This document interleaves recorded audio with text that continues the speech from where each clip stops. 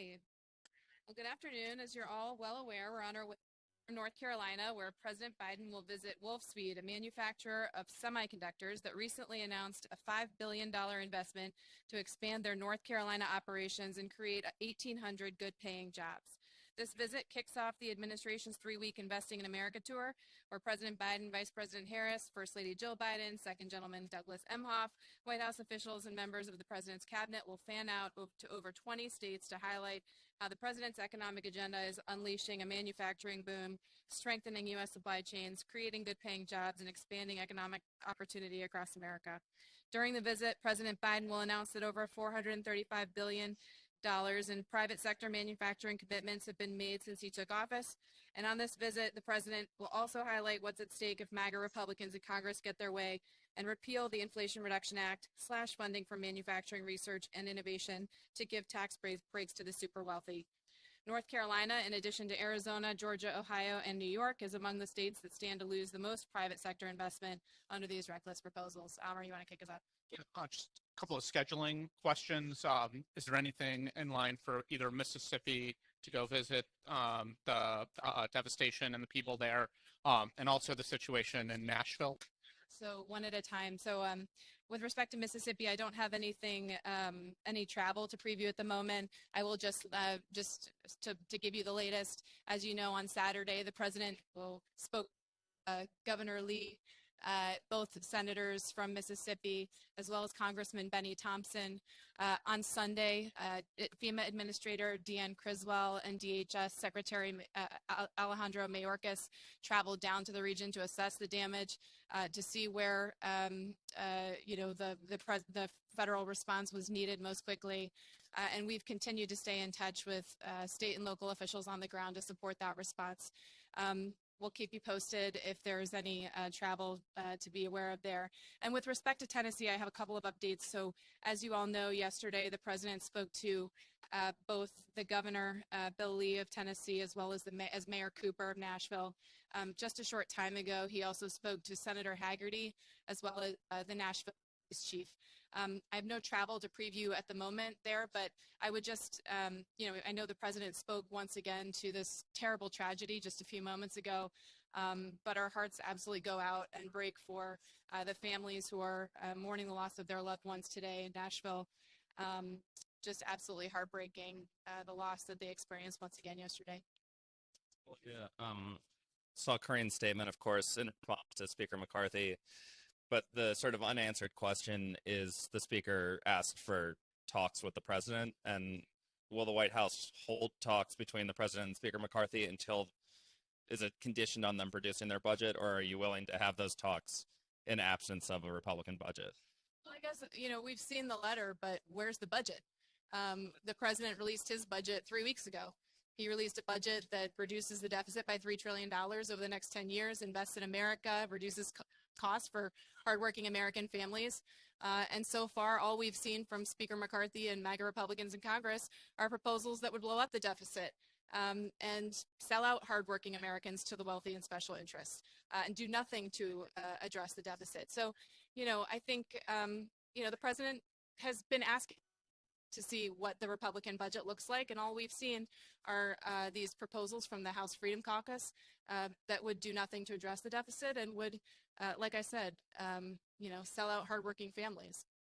Can I just re-ask the question, which is the condition for the president to meet with Speaker McCarthy that they produce the budget, or because it seems like you guys are just talking past each other at this point? Look, the president has laid out his budget, and he thinks that the Republicans should lay out their budget. And then separately, I know the speaker raised this issue of the debt limit this morning, and I would just say once again that, and I know that you saw the statement from Karine just a short time ago, but this is a constitutional obligation that Congress has to address the debt ceiling. It is their constitutional obligation to address the debt ceiling, as they did 3 times during the previous administration and 78 times since 1960. And we believe that has to move forward, that can't hold the full faith and credit of the United States hostage. There is just too much at stake. We know from independent experts and economists that would cost millions of jobs and throw our economy into chaos. And so they have an obligation to act, and separately, when they put forward a budget proposal, let's take a look at that and we'll have a conversation. Of course, but if you're not willing to condition the meeting on them producing their budget, what's the next step? How does this move forward? Because clearly, I know that you would prefer them to produce their budget. Speaker McCarthy has said that he wants to negotiate on these points. So how do you break through this impasse? Well, once again, I mean, the president has put forward his budget, and all he's asking in return is to see what the House Republicans will put forward. I think that's pretty reasonable. So I'll move on. Does the banking crisis now raise the stakes and the debt limit to a certain extent? I mean, the markets are already very volatile. There's a lot of concern about financial stability that is still there despite all the emergency measures that have been taken. Does, is the president or is the White House communicating with people in Congress about does that change the equation as far as the debt limit discussion? Certainly it, makes the stakes all the greater. I mean, certainly given recent events, we want to see the debt limit addressed quickly, and we want to see, assurances that House Republicans aren't going to hold the full faith and credit of the United States hostage. This has to be addressed like it has been so many times before. And as we've recently seen, given recent events, it's all the more urgent. The banking situation, regulators, there's a hearing going on right now. We're, getting a lot of questions about what the next step will be. Can you tell us a timeline for proposing some comprehensive reforms to restore Dodd-Frank? And, the president's already made some suggestions. Like, when will we see those proposals? How comprehensive will they be? Right. So as you alluded to, the president has already called on Congress to make it easier for regulators to claw back compensation, impose civil penalties, and ban executives from working in the banking industry. And as the president said, he'll also call on Congress and bank regulators to strengthen rules for larger banks so this doesn't happen again. The previous administration rolled back tough requirements put in place under the Obama-Biden administration that strengthened the financial system. And this administration is actively looking into what regulations or laws should be strengthened to prevent this from happening again. Beyond that, I don't have a specific timeline for you. I'm sorry, one more quick one. I mean, given the impasses in Congress, do you see any movement forward? We saw bipartisan legislation introduced by Rick Scott and Elizabeth Warren, odd bedfellow. Not people you would normally think of as working together. The White House has not yet taken a position, on that legislation. Does that offer you a moment of bipartisan, I don't have any updates on that particular legislation to share. International on Israel. Does the president have any plans to invite Bibi Netanyahu to the White House? Is there anything you can tell us on that front? Yeah, just as Ambassador Knight said, there's no plan for Prime Minister Netanyahu to visit Washington. Israeli leaders have a long tradition of visiting Washington, and Prime Minister Netanyahu will likely take a visit at some point, but there's nothing currently planned. Does the White House believe that Netanyahu will now move forward with the judicial overhaul, or are you guys seeing this current pause at this, he's backing down from it?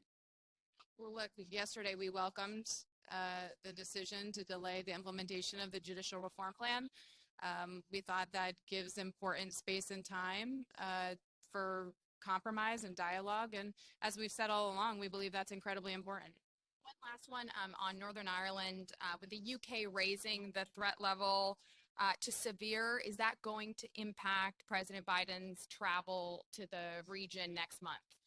Well, look, we're still in the process of hammering out details, so I don't have additional details on potential engagements to share, though I do know that the president has obviously stated he's looking forward to visiting at some point in the future. Also, I'll just say, no, it does not have any potential implications for future travel. I think, as some of you may be aware, according to the UK authorities, this announcement returned Northern Ireland to the threat levels that they have been at for the last 12 years, reversing a downgrade that occurred just last year.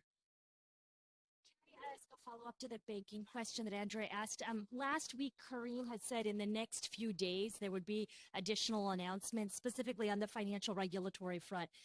That was last week, and I guess I just wanted to follow up on the timeline, because I've been hearing from the White House that it'll be a few days. frankly, ever since SVB happened. And so do you have any guidance on, it sounds like you guys are working on something, but she kind of previewed the next few days last week. I just outlined some of the steps the president has already called for, but beyond that, I don't have anything to share at this moment. Is it accurate to assume that you guys are still planning to push for something specifically on the regulatory front? That was on the accountability front. You guys. As I just said, we're still looking at that, and I don't have anything additional to share at this moment. More broadly on guns, this is yet another attack in at school. 6 people shot dead. What is it, without getting into kind of partisan party politics, what is it about America that this can happen and we don't see any meaningful momentum for gun control? Well, look, I think you used the word again and again. I think this is yet another heartbreaking instance. I mean, how many times do we have to mourn school children? I mean, there have been more than a dozen attacks in schools alone this year, many more mass shootings, and countless other shootings that don't even make the headlines. And you know, what you've seen from this president is a commitment to act, historic action to, you know, this most significant bipartisan gun safety legislation in 30 years, nearly 24 executive actions, including an executive order he rolled out not 2 weeks ago that brought us closer to universal background checks than we've ever been before, expanded red flag laws, urged the FTC to publicly report on marketing assault weapons to minors. I mean, this president has been extremely forward-leaning and aggressive in trying to tackle this issue of gun safety. And I think you just heard from him moments ago the sort of sentiment that there is a limit to his executive power, and there's a need for Congress to do more in this moment. He said it in the State of the Union, do something. He's saying it again today. And, you know, I think a lot of us, even here, you know, internalize these moments as parents. It's really hard to put yourself in the shoes of the parents of those 3 9-year-olds who aren't going to come home.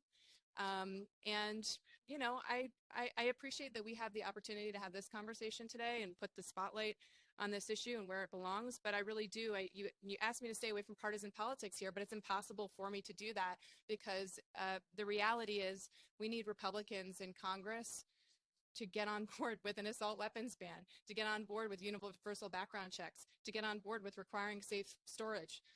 These are common sense policies with broad bipartisan support. These are policies that work. And so it's not rocket science here. If we can get Republicans to come to the table, we can do something about this. But do you have any real expectation that Congress is going to act this time? Well, you know, I think the president will do everything in his power to continue to urge them to act. And, you know, you heard Karine say the other day, he's relentlessly optimistic. You know, all we can do is continue to fight. Governor Ron DeSantis says he's going to be traveling to Israel at the end of April, right before the Knesset reopens its legislative session that reopens this debate over judicial reform. Is there a concern at all that this issue, Israeli democracy, will become a partisan matter here in the United States? And what are you doing to ensure that your response remains bipartisan? I'm not sure that, you know, I think you saw the president spoke to Prime Minister Netanyahu just last week. They have been in touch many times. We are in regular touch with the Israeli government. They know our strong views about the importance of democracy to the U.S.-Israeli partnership. They know where we stand on this issue, and I think that's where I'm going to leave it. I don't think I have any comments on speculating on whether Governor of Florida is traveling to Israel and what that might mean. On this Barnstorm tour that's going on now, that's kicking off today. I mean, are you hoping that kind of, you know, what's your overall goal for this trip, this 3-week trip where cabinet officials are going to be going? It's to, you know, are you looking at the politics involved? The president's approval ratings have been relatively low, very low, actually, despite, you know, the funding that you talk about. Like, where's the disconnect there? We're embarking on a 3-week tour to highlight how transformational this president's economic agenda has been for hardworking Americans across the country. he's going to announce the fact that the private sector has invested $435 billion in the United States of America in the last 2 years since he's been president, and the transformational impact that's having on communities like the one we're visiting today in Durham and all across the country. And so, as we start to see the implementation of some of this transformational legislation over the last couple of years, including the Bipartisan Infrastructure Law, CHIPS and Science Act, the way that is bringing good-paying jobs back to entire supply chains, manufacturing back to the United States once again, the president is going to take that message out to the people of the United States and show how his economic agenda is delivering for them. That's part of what his job is. So I'm really sorry. We have to leave it there. I'm due up front. I'm so Is there a sorry. chance we can get a press conference with him? I can't commit to that right now, but I'm happy to follow up. Great.